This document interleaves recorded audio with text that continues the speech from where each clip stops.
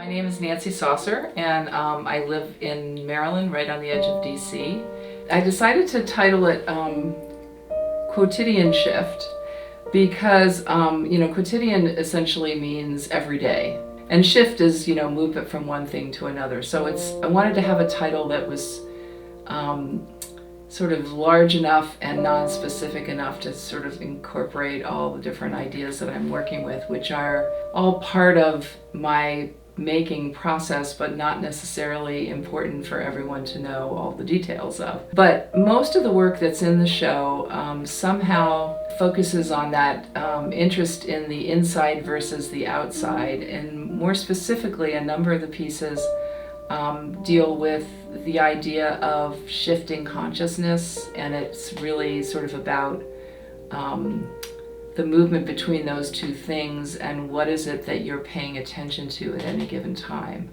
I work primarily in ceramic, in a low-fire terracotta clay to be exact.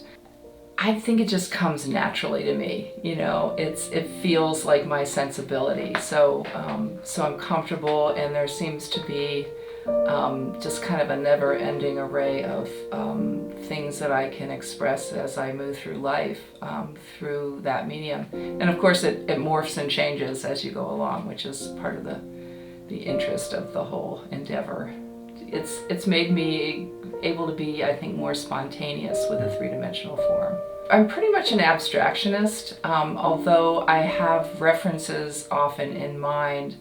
I tend to work a little bit inspired by landscape, a little bit inspired by biology and microbiology, a little bit inspired by body parts, and also by the history of clay in terms of functional wear. So I'm interested in vessels and what they can kind of communicate symbolically as well. The wheel is located above a mirror, and it spins a little bit so that the biomorphic shapes that are on the wheel are reflected in the mirror, and it makes you feel a little bit as if the mirror kind of goes on sort of infinitely.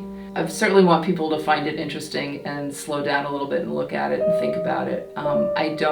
It's not particularly important to me that they interpret it in the way that I think about it when I make things. I didn't set out to become fascinated by containers. I think part of it, as I said, came from the history of the medium, but also it's just that I found myself always almost more interested in the container itself than what might be in the container. So there's a lot of room for exploring that idea.